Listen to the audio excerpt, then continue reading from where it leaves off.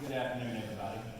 Thank you for attending our breakout session on managing opioid prescribing patterns. I'm Elliott, the manager of reporting and analytics with Prisma Health. We are a healthcare organization based out of Greenville, South Carolina, and kind of newly formed in a way. We just went through a merger with another similar size system called Palmetto Health in the Midlands, and we are now Prisma Health. And Jerry will get a little more into the semantics of that in just a moment. But I have been with Prisma Health for 8.5 years. My background is in data warehousing there and the analytics side of it. And I currently manage our Epic operational reporting team, so we are an Epic shop, and our data analytics team, which is primarily responsible for the architecture of our Click applications. I'm McCall. I'm a registered nurse with the system for 20 years now. My clinical background is through neurotrauma ICU. I've spent the last 9 years in varying nursing informatics roles with the system. And I currently have been with data integration for 2 years as their nursing informaticist. All right, so the reason we're here, managing opioid prescribing patterns. Our take, compared to what I've seen in a lot of the breakout sessions so far, is slightly different. We will get into some of the actual Click sheets and some of the analysis as well. But we're talking more about how we've used Click to engage our clinicians. So before, it's hard to get engagement from clinicians, and we've actually used Click as a tool to facilitate that. So what we're doing is working with them on data visualization and creating a conduit for transformation using Click to help change their prescribing patterns. So South Carolina is our home, and we reside in the upper part of South Carolina. We merged with the Midlands in October of last year. We serve 51% of the population of South Carolina. At Prisma Health, our mission statement is simple: inspire health, serve with compassion, and be the difference.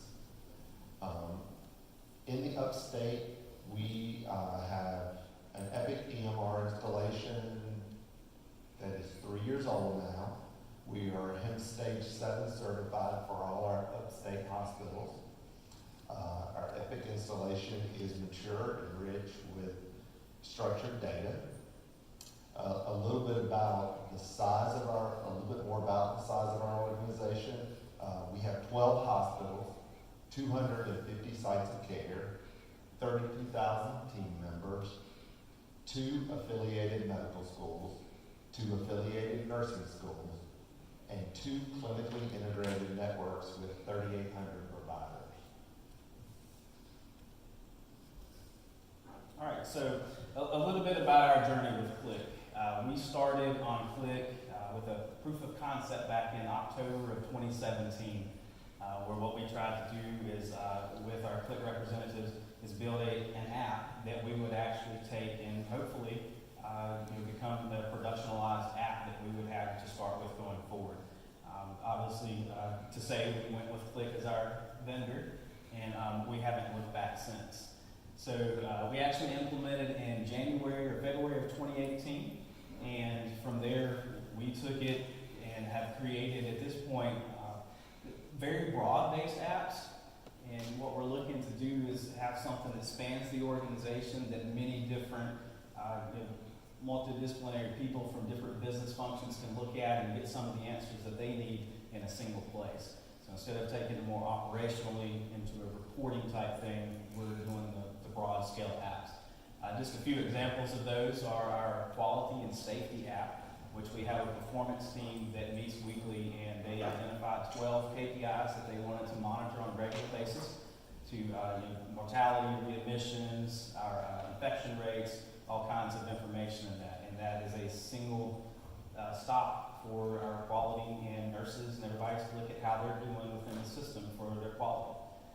We have a volumes and revenue app, which actually is exactly what it sounds like. It gives on a daily basis our volumes and revenue. And an interesting story with that is the fact that when we went live with this app, we were about $30 million in the red, and within about 2.5 months, we were actually about $20 million in the black. So we went about a $50 million swing in that amount of time because of the transparency of that data and our leaders actually opening up access to our ambulatory sites. We also have a supply expense app where our departmental managers actually look at their expenses on a year-over-year basis and see how they're doing. And what we call a collection rate app. So we monitor the reimbursement from our providers or from our third-party payers. It provides up-to-date information because we refresh all these on a daily basis, and provides that transparency that the organization needs. And what we found out is that that's becoming a very powerful thing, because what happens is people know that there's everybody that can see your data, so it holds them accountable, and also they hold their own selves more accountable because their data is out there for everybody to see. So in that, obviously that's going to create a little friction with people. But what we found out is that means we're doing something right, because we're moving the organization in a positive direction. So South Carolina is not out of the opioid crisis. We are heavily affected by the opioid crisis, with deaths up 75% over the past 5 years.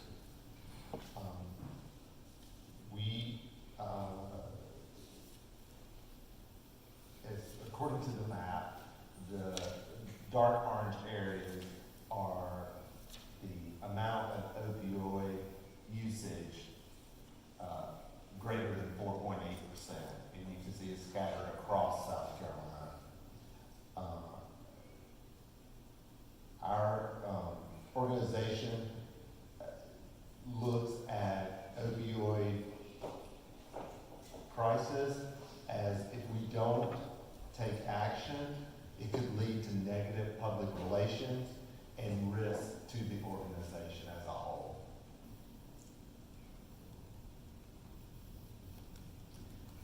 All right, so where to start? If you guys are like us and like myself, you're going to look to what somebody else has done first to see what you can take away from that. Because if I'm going to tear apart my refrigerator, I'm going to look on YouTube and see what somebody else has done first before I destroy my refrigerator. So we did a similar thing with this opioid analysis and the Stewardship Committee, and what we found was that there's some organizations that are doing it, and there's not a lot within our particular region, but what we found was that ultimately we're kind of in uncharted waters as to what we're trying to do here.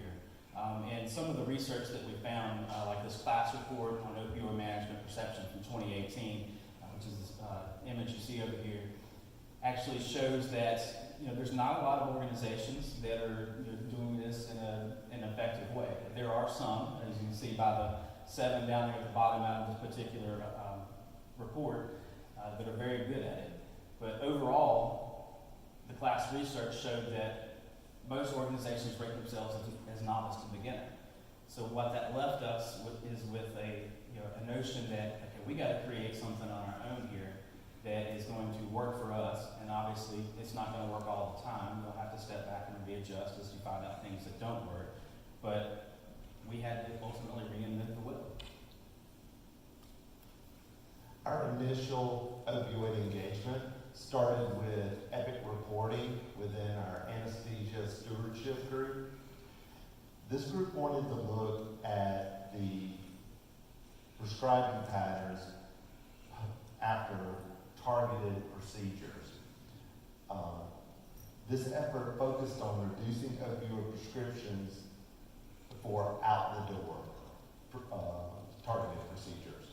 The first iteration of data was delivered in an Excel format, which was overwhelming and unreadable.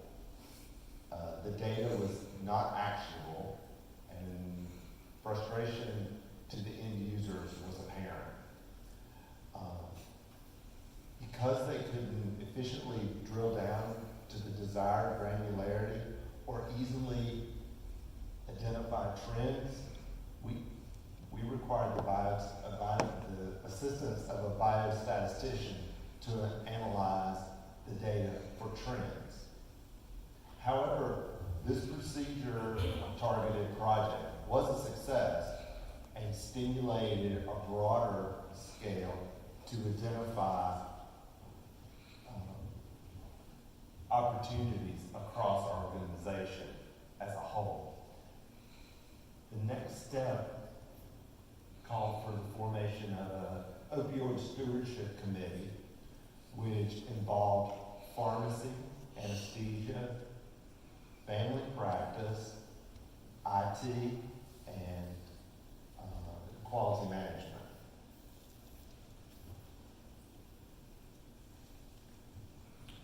All right, so as Jerry said in the slide back, one of the very first sets of data that this group received was this huge extract of data that was relatively unusable without the help of somebody who had some analytical tool.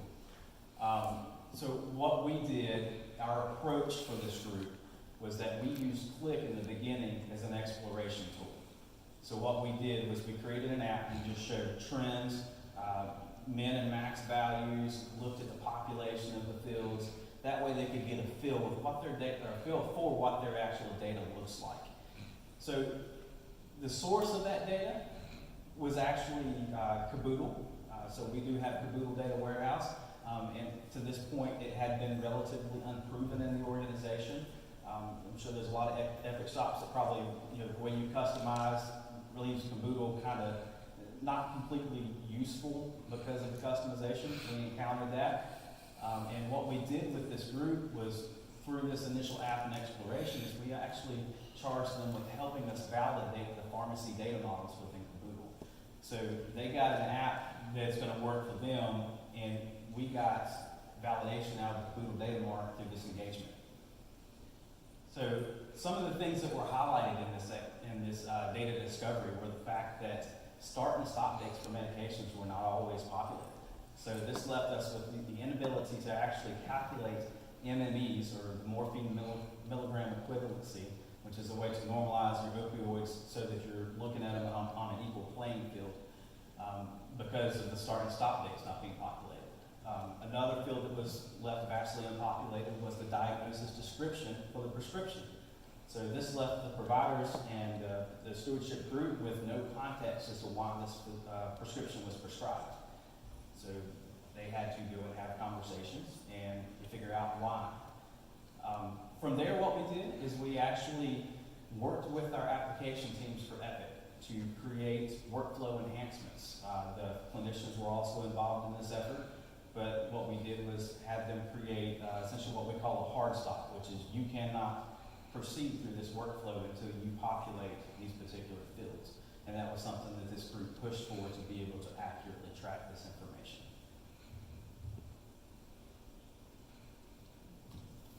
So the first iteration of our Click app exposed workflow issues, data gaps, and highlighted information not previously anticipated by the group, which stimulated additional visualization questions that would benefit the opioid stewardship group. The second iteration focused more on prescribing patterns and habits, and allowed for grouping by provider, service line, department, and unit. Easily identifying perhaps the reason the provider was an outlier due to palliative care or that provider's population. The design enabled easy consumption and promoted actionability. Our opioid stewardship group came out with more questions of how they should use this data to have a more positive impact for the organization. How is the best way to address provider outliers? All right, So this is just kind of a slide to show you guys where we've come from. This is the work of our biostatistician. And just let me point out, there's absolutely nothing wrong with it. It gives the information that was being sought after at the time. But what you can see is that just how timely is it. If you look where it ends, and this was the latest one that we received a couple months ago, we're looking at quarterly trends, but we're only up to March at this point. So they've got to wait at least another month and a half until they get the next quarter if we're still using this. The good thing that this points out is that our MMEs that are going out the door have decreased significantly over the last year and a half to 2 years, with the exception of the last 2 quarters, which we had a slight tick up in the MMEs going out, but that was because of the addition of a new hospital that we had no insight into at the time. So some of the latest data actually shows that it's come back down, and their main focus has actually been what you see up top here is the hospital encounters, the outpatient surgery visits, ED visits, and our urgent care visits, is what we call MD360. So this is a look at one of the sheets. I've got 3 different sheets in here. There's obviously some more detailed sheets that they can drill down into to get more context and granular data that they want to be able to investigate this. But all of our apps are consistent. We keep the KPIs across the top, and as you can see across the top here, we have an average MME per order, the med order count, which is the number of prescriptions, and the med order quantity, which is the number of pills that actually went out the door. The area graph that you see on the bottom left is actually an average MME, again that's the morphine milligram equivalency, month trend. So we can see how we've trended over the months. 2 important things to point out is that legislation in South Carolina made a change to the opioid prescribing. They passed a law that for post-operative visits and pain management, that no more than 5 days worth of opioids would go out. Of course, there are exceptions, but you can see a significant drop from March to April of that year because of that. And then we've been kind of steady for the most part through there, and this is an all-encompassing view, not just the one that has been targeted to this point yet. But you see our Click app actually went live back in, I believe it was September or October of 18. And the significant drop right there in April was because the data was not, we were still in April, and all the data wasn't there when this image was taken. Our distribution chart here on the right actually points out that the majority of our opioid prescriptions are prescribed in an outpatient setting, whether that be an operation that somebody goes home or actually in the ambulatory settings. Sheet number 2 here gives a little more information. This is actually on a sheet that has more information below about problem list and more detail toward that. But in the upper left-hand corner, we have 3 KPIs. Number of patients, and these are distinct patients that have been prescribed, the number of providers that have prescribed an opioid, and the number of orders. As you can see, they're all just slightly under what they were in the previous year. And there's a reason behind that, because it's not necessarily been an effort of this committee to cut out opioid prescriptions, but to cut down on the amount as far as the quantity that they give or the strength that they give. So that MME is what they've been focusing on. The pie chart over here gives us information on age, buckets of age as to where the prescriptions are going to, and overwhelmingly our age group that gets the most is 56 plus. Upper right hand chart shows us that the top 3 medications prescribed are the hydrocodone, acetaminophen, oxycodone, and tramadol. Those 3 combined actually make up more than everything else that's listed. So they can see the medications that they're prescribing the most. And then the 2 detailed tables on the bottom here, obviously they're blurred out for privacy reasons for the names and age, and the NPIs for the provider. But what they're able to do with this, see if I can point out one of these. So like this provider that's actually, that's a patient over there. This patient has actually received 985 MMEs per order on their stay. They could easily eyeball that and start digging into that and see, okay, was this an accurate use of the medication? Is there a reason that this patient was prescribed this much medication?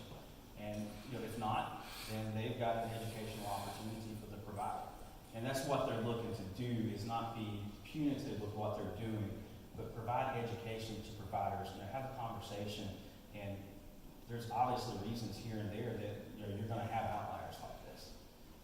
And same thing over here, the provider table here gives the primary specialty that the provider practices in, and your year-to-date orders and the average M&E per order.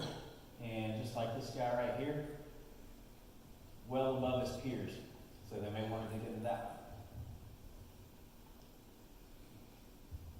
The next sheet is more information about the MMEs that are going out the door.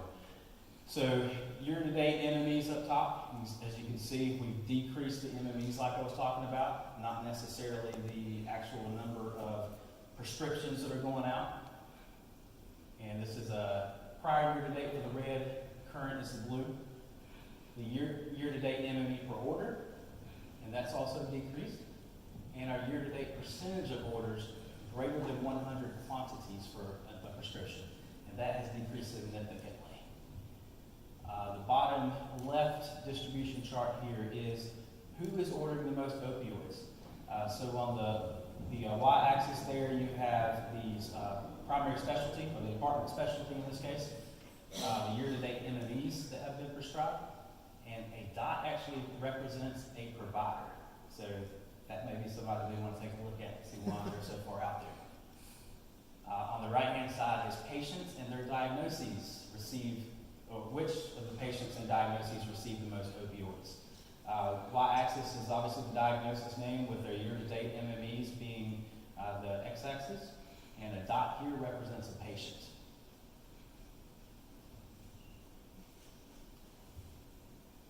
So normally our click apps are developed to be used globally across the system to promote data transparency.